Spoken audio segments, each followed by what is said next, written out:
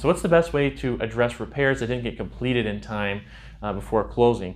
And really there's two main ways that we would suggest, and maybe a third option as well. But the first one is maybe delay closing a little bit, if it's especially if it's a complicated repair or a more sticky situation.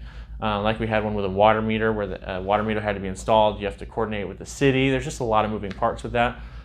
Sometimes I would suggest, especially as a buyer's agent, I would recommend that they delay closing even a little bit in order to make sure that the seller takes care of all that.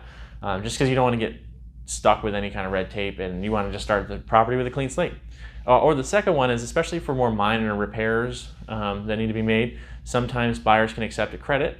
So instead of the seller getting the repair done before closing, if they're running out of time, they can just give a credit of a few $100s or a few $1,000s, whatever it would take to repair that, and then the buyers can just do it themselves, but they have the money and the cash at closing to take care of it.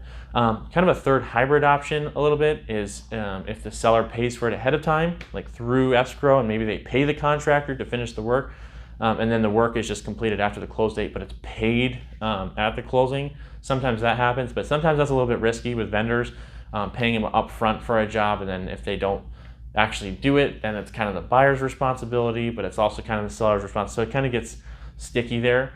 So I'd recommend usually either delay closing or just take a credit and take care of it yourself.